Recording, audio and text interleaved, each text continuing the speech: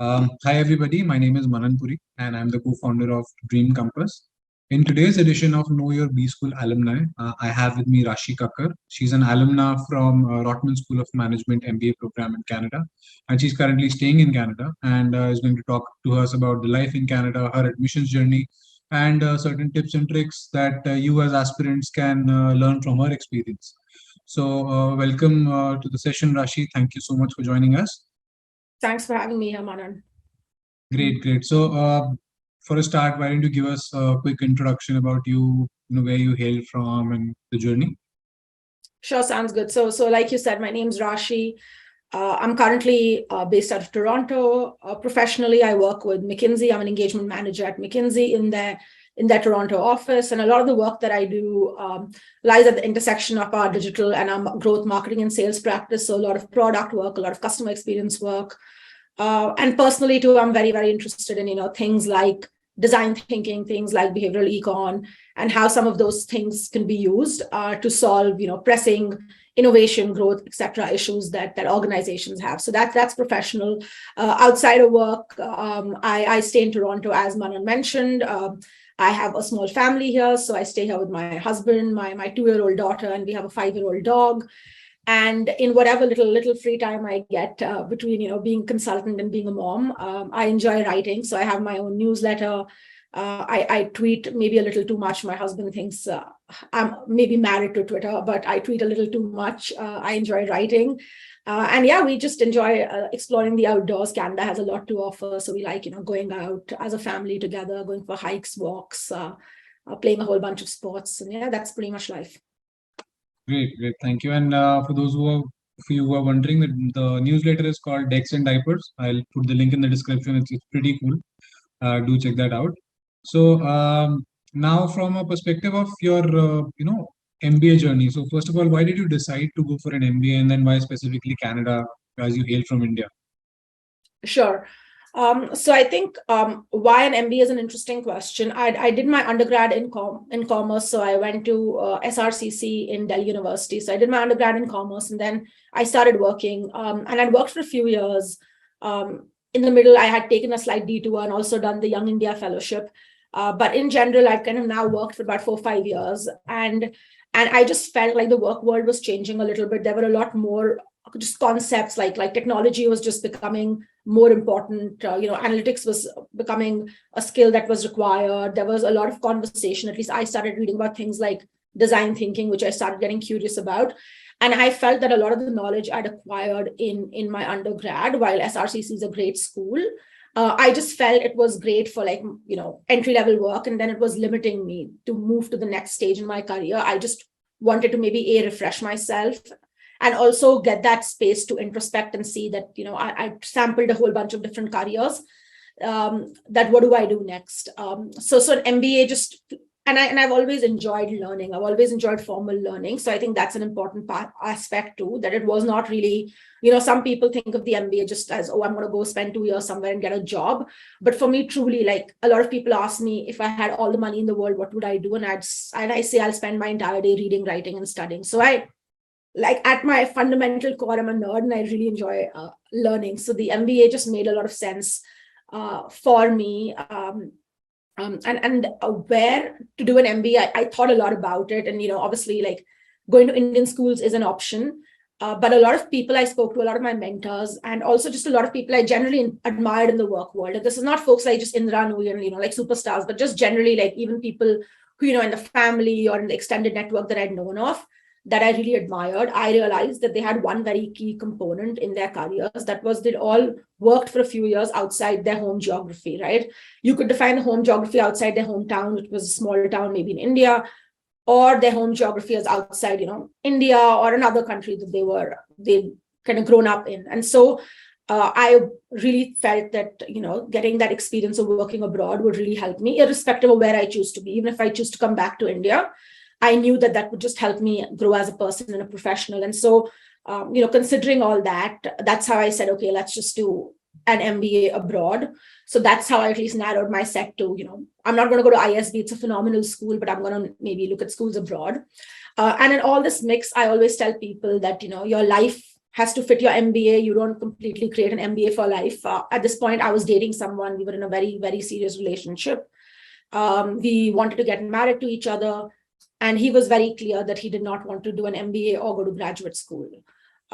So both of us wanted to figure out, but he was open to the idea of living abroad and working abroad. So I think both of us figured out very strategically that, where are places where if I go to school and if he marries me, he can come and join me instead of me waiting for 2 years or us being in this flux, or one of us feeling like, one of us had to step back in our career where he may just come live abroad and not get a work permit. That can happen in things like, I guess, the US, or the other way where I finish my education in North America, but I'm feeling compelled to go back because, that's the only way that aspect of my life gets fulfilled. And so Canada became kind of a natural choice for the two of us. And within Canada, Rotman just, I guess, becomes an obvious choice. Okay, that's good to know. And I think one aspect that people underestimate while studying abroad or planning to study abroad is the personal/family angle. It's always about, this job, this geography, but that's an important aspect that needs to be definitely talked about. So, from your application/admissions journey, so how did you prepare for your applications, prepare for your interview? If you could give a quick rundown to everybody.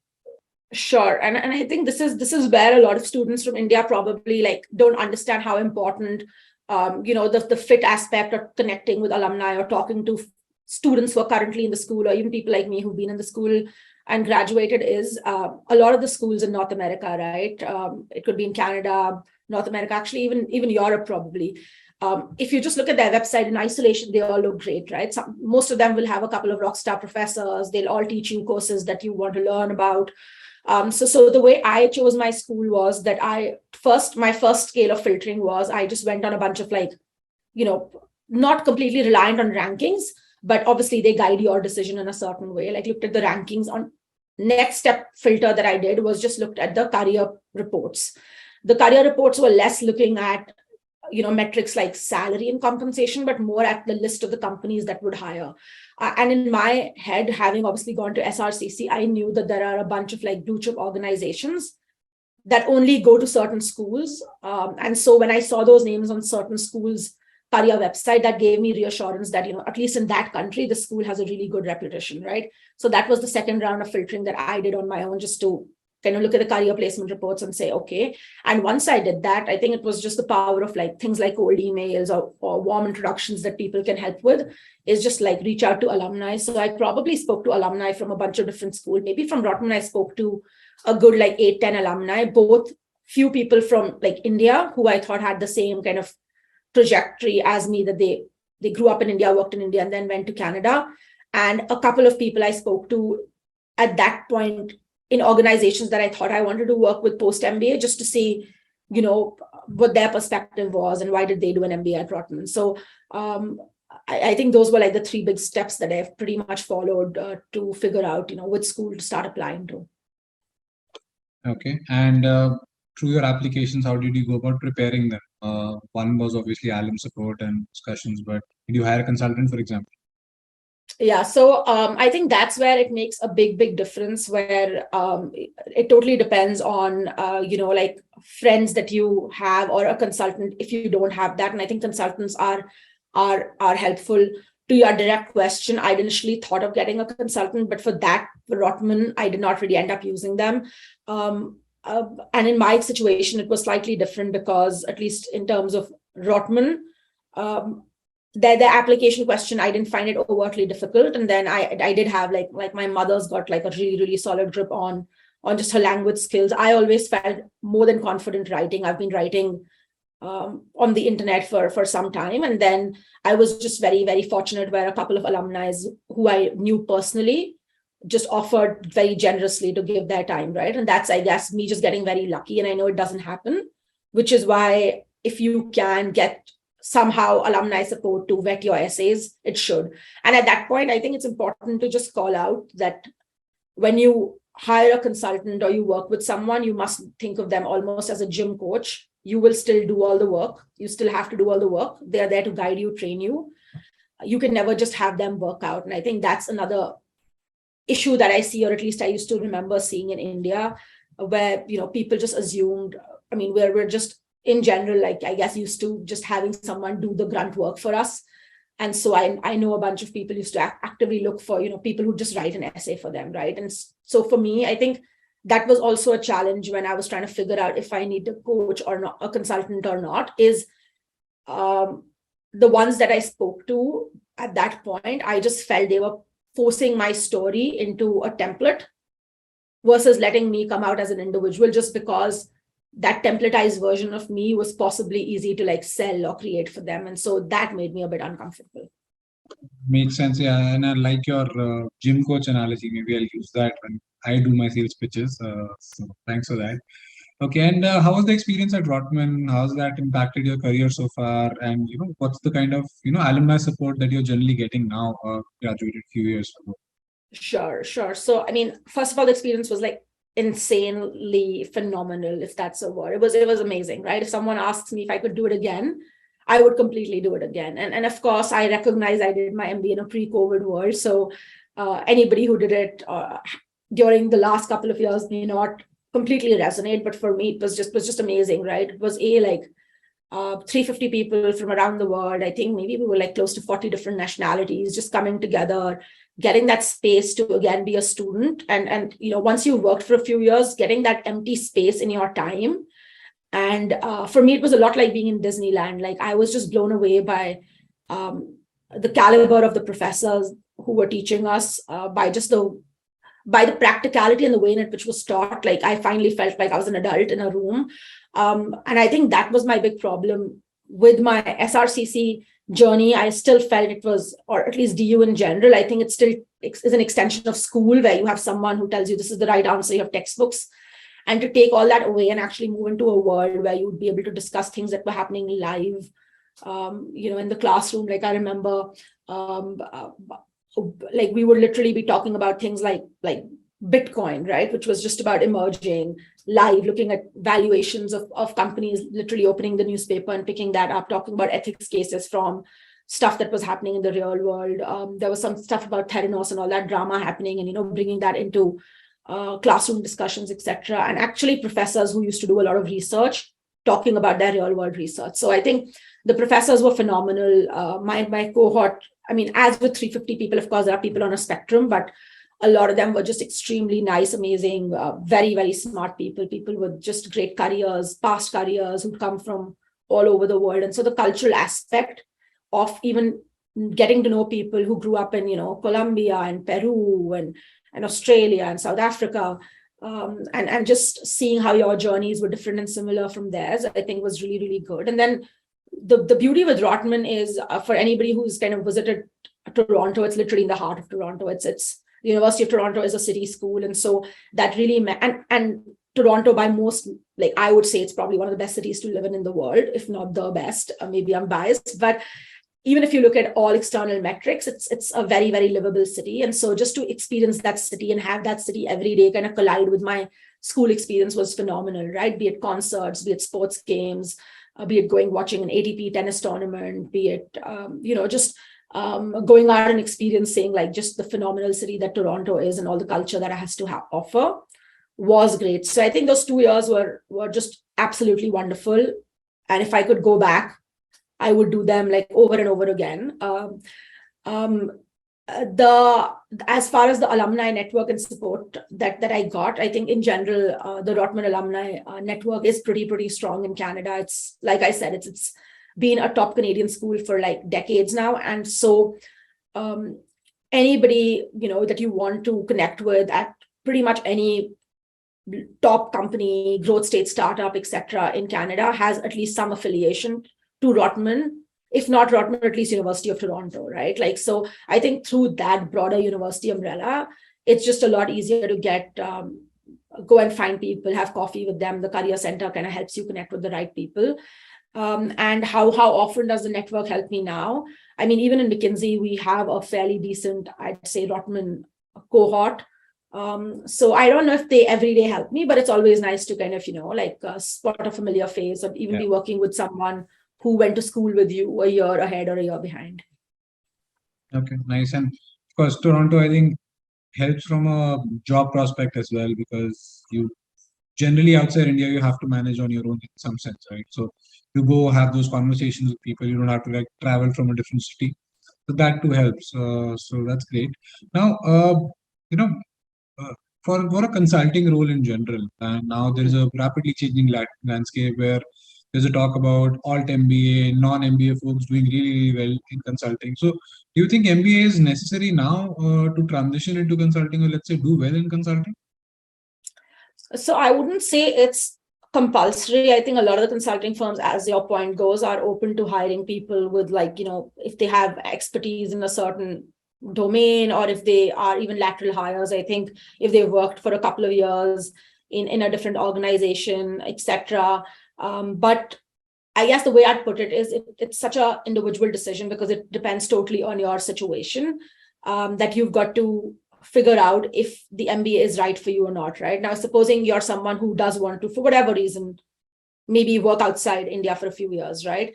Consultant, not consultant, an MBA is still a smoother way to transition. And I know a lot of people come with a PR to Canada. Like my husband was one of those who, networked, but he's a phenomenal networker, and he sells. So he's really, really good at it.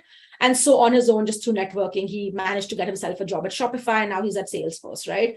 But his skill set is selling, which is just very different from a different role, in which had he not had an MBA or not had that Canadian kind of education, it may have been harder to transition in, right? So I think I wouldn't tell anybody like do an MBA only because you want to work for company X. I'd say it's, a lot of investment of your personal time, it's investment of your money, you take a pause in your current career.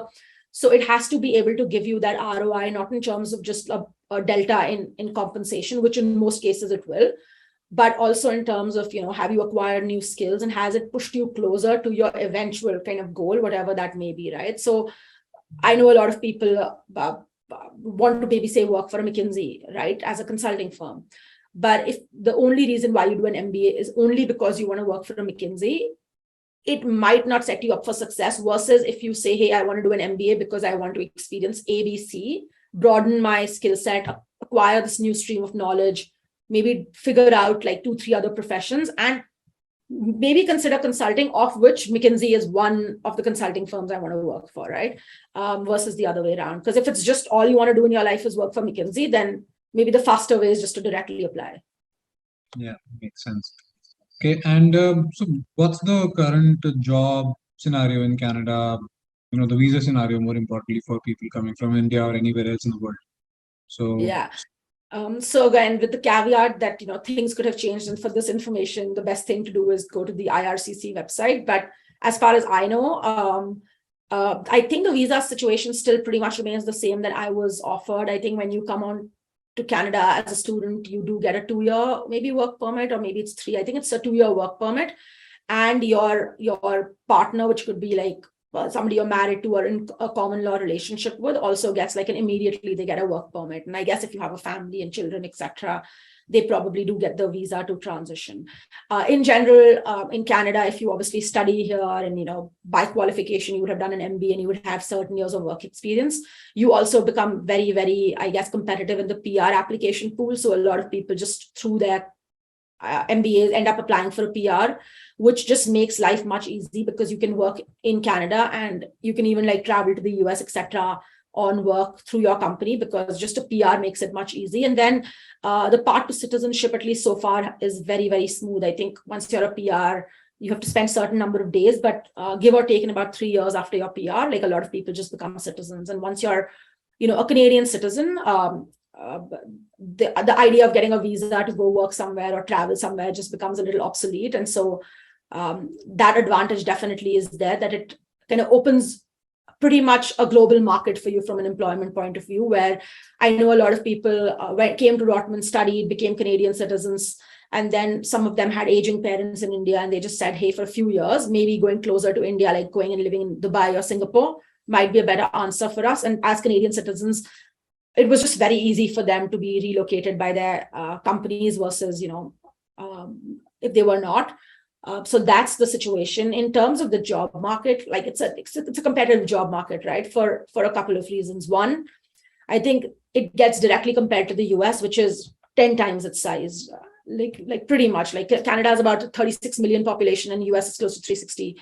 So it's just 10 times the Canadian population size. So obviously, the number of roles offered, the same kind of organizations will hire from a Rotman that will hire from a top US school. It's just probably the difference becomes numbers, where in a US school, they may come to one school and take like 15 people. Like in Canada, they'll take 3, right? And so that's just, you have to be aware of. But I think the other thing that causes Canada to be an extremely competitive job market in general is that the first reason that I raised, right, that the path to citizenship is so fast that really, really qualified people from around the world apply for PR and just come here and they're competing with you. So I think there's a stat where Canada has the highest per capita of CFAs in the world, because you just have like all these people from around the world who want to build a life here who come. And then increasingly, the other thing that started happening as, work visas, H-1B lotteries in US have started getting more complicated. European visas became a little challenging. A lot of like people who went to business schools in these places or just went to postgraduate degrees and did them in these geographies also kind of come to Canada. So in a way, it kind of becomes a perfect storm where for that 1 or 2 role, you've got a lot of people competing, people from Canadian schools, people from like schools, top schools outside Canada, and then the PR applicants. And I think that is where if you do have like a degree from a top Canadian school, it just helps you set you up slightly for success, because all these people will land together mostly in the summer, while you have off all the way from fall to December to keep building your relationships, networking, and the career center will help you. So I think those are obviously my understanding of the job market and the visa situation. Yeah. And when we are in July 2022, so if somebody is watching this video 6 months down the line, things might have changed. So which are the sectors which are hot right now, apart from obviously tech, which is across the globe, but anything else that is kind of picking up? Yeah, so I think tech is pretty hot in Canada. The other thing that I know, at least anecdotally, which is very hot, is like sustainability. Just like a lot of people, and even Canada itself is like really, really pushing for that. Is just sustainability, clean tech. I mean, clean tech's part of tech, but sustainability, healthcare is obviously big. Life sciences is big, and Toronto being Toronto, it's the 3rd largest financial city in North America, or maybe the 2nd largest. It's definitely in the top 5. Just the financial sector is always hot and it's always been, and so it's everything from traditional things like banking, insurance to like insurer tech, neobanks. So it's in general pretty hot. But to your point, the tech sectors really has been booming, and there have been a lot of like growth stage companies, and increasingly with remote work becoming normalized, what I've also started noticing is a lot of people living in Toronto but actually working for a bunch of like really interesting growth stage companies in the US. In fact, I know like 2-3 people who do that, who live in Toronto, but the companies that they work for are in the US, and it's working out great for them because they get compensated in almost like US dollars. Sitting in Toronto, and every once in a while they end up just traveling across the border, because a lot of the, at least companies in the tech sector, have become remote first. And so because you're in the same time zone pretty much, it's become that opportunity now also has opened up for people living in Toronto. That's quite interesting to know. Great. So this has been a great chat. Any final comments that you would want to give for the aspirants who are applying this year or following years? Yeah, I think the only tip I give people is that you do your MBA hopefully just once in your life. It's, like I said, a big investment in terms of everything from time, money, energy, and so you need to know, like, you don't have to do it because you just like want to do it and because somebody in your family tells you now's the right time. I think you're an adult now, and so you should be able to introspect and figure out, like, is now truly the right time for me? Are the trade-offs really worth it? And am I going to a place which will an MBA is not a rubber, like, you shouldn't consider it a rubber stamp degree. Like, going and doing an MBA from an average or a below average place will not have the same delta as going to at least a top school in that region, right? In terms of your alumni network, in terms of your kind of experience you have in the classroom and outside the classroom. And so I think my only piece of advice to people is don't rush it just because you've hit a certain age. do it when it's right for you, and go to a school. Everybody does not need to, go to a Harvard, Stanford, Wharton to have like a great career and a great life. But you need to go to a place that you can live with, right? Like you cannot go to a place that you just rushed because you got like exhausted of the applications, or you felt you could not do better, and so you signed up for it, and you absolutely hate it and you're frustrated, because at the end of the day, like it's one of those things that sticks to your name pretty much for a large part of your professional career. And so be mindful of like why you pick a place, and like I say, just be comfortable living with that decision. Great. Thank you, Rashi, for taking out time. Very sound advice at the end and through the discussion. And it was great chatting with you. So thanks again. Likewise, Manan. Thanks again for having me.